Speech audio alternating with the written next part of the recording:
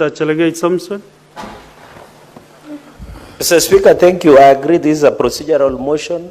Mr. Speaker, it has always been my argument, because as a ranking member of this House, Mr. Speaker, we should do more of oversight visits. I remember in public accounts we have tried to visit, and I'm happy that this time, Busia, we should visit, Mr. Speaker. We need to go there and see what is happening. The area senator did not assure us of our security, because the last time he was there, he was living under hail of stones. But I hope the security agencies will handle that matter. Mr. Speaker, Malaba border point and Busia being one of the critical towns as you exit our country is critical. And I remember East Africa Community Trade Protocols. Malaba is one of the few and important places. Mr. Speaker, it's always sad to see in the news that there is gridlock, there is inefficiency, especially in our trade of transporting, Mr. Speaker. Secondly, Mr. Speaker, and I want to assure Senator Okiya Omtata, the principle of broad-based government, and His Excellency the President, is equity and equality, Mr. Speaker. And that is why he has said the political marginalization has always affected Busia, Mr. Speaker. Yet other parts of this country has developed. I want to assure him, and also the whip of the government, Mr. Speaker, that the President is very keen on bringing equity and equality development across the country. And the only time that the Senator Omutata, Senator Khalwale, should give the chance to government to deliver on equity and equitable development, Mr. Speaker, so that we can move going into the future. Mr. Speaker, as I exit, I want to leave the holy verse of Revelation, chapter 3. Senator Cherargei, just a minute. What is your point of honor, Senator Boni? Khalwale. Mr. Speaker, under Standing Order number 105, is the Senator of Nandi in order to pretend that he is the spokesperson of the government, to pretend that he is a minister? Mr. Speaker, can he be asked to withdraw remarks aimed to imply that he can inform the chief whip of the government, when the reverse is the case, Mr. Speaker, on how government works? Unless, Mr. Speaker, he is implying that this is a tribal government which he is trying to defend. We have a government of Kenya which does not recognize him with any leadership position whatsoever. He's a small man, Senator of Nandi. Could he migrate from his tribal thinking and focus on how government works? Senator Boni Khalwale, it's today that also I'm hearing that you are the majority whip of the government. I thought you are the majority whip of the majority side, not of the government. Because you can form the government and still you don't own the majority. Are you aware that you contemplate that? Speaker, I stand guided, but why I have so stated is because there is so much confusion now. We don't know which is the majority side, which is the minority side.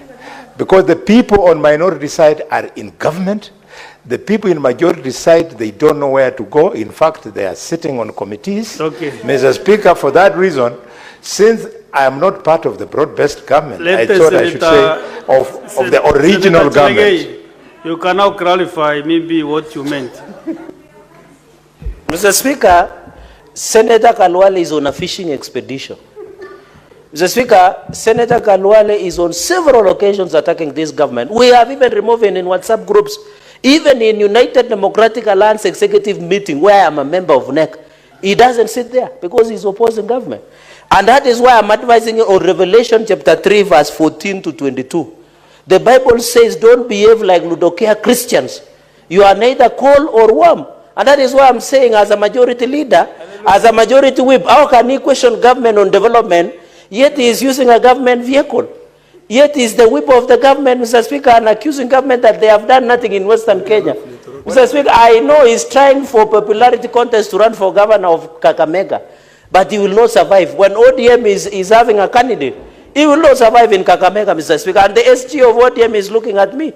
Because the current governor of Kakamega is a member, distinguished member of ODM, Mr. Speaker. So, Mr. Speaker, I want to advise, I am not a small man, Bwana Khalwale. The fact that I was elected by the great people of Nandi to be the Senate. Not only as the first senator, I am enjoying my 2 terms, Mr. Speaker. And God willing, President Ruto will enjoy the 2 terms coming into the future, Mr. Speaker. I want to appeal, we are in this broad-based government to stay. And I want to confirm to Senator Khalwale that President William Ruto and Raila Odinga will work beyond 2027, Mr. Speaker, for some of us who sit, Mr. Speaker, who sit deeper and deeper in government, Mr. Speaker. With those very remarks, Mr. Speaker, I submit and I submit. Senator Ezena Lemelatian. Thank you, Mr. Speaker, and I rise to contribute to this very noble initiative by the Senate. And I support the sitting of the Senate in Busia County. And I am glad that the Senator of Busia has just made me know or realize that Busia is among the marginalized counties in this country. And Mr. Speaker, I thought marginalization was for minority communities. But now that we have majority communities in this country who are also suffering from marginalization, I think now we can declare war on marginalization as the Senate, as the oversight of the Republic of Kenya. Mr. Speaker, it is very important to carry out these sittings in the remote parts of this country. Reason being, when we sit here at the comfort zone of Nairobi, very often we fail to recognize that there are parts of this country that do not even realize what the roles of Senate is. Even worst of all, some counties, like in my county, Samburu, voters and citizens do not know the role of any elected leader. Because I have noted with very serious concern that when elected leaders realize that most of their people are illiterate, they take advantage of that and lure them with false narratives, with false promises. And then our people start wondering, how come that every time we elect people and they turn out to be very bad, they turn out to be liars, they turn out to be very corrupt people? It is because these people do not even know the role of these specific leaders in the offices that they hold. And it will also be good for this, our citizens in the marginalized parts of this country to note that senators do not have development funds, that senators are there to speak and talk. Senators are there to defend the rights of the people, to ensure that public resources are utilized for the intended and rightful purposes. Senators are there to question any embezzlement of funds in each of our counties. Because it is very saddening, Mr. Speaker, when we have a lot of resources being pumped by Treasury to our respective counties. But after almost 15 years after devolution, some of our counties are still lagging behind. It is very hurtful, Mr. Speaker. The other day, and I thank the President of Kenya, I was in Baragoi, he sponsored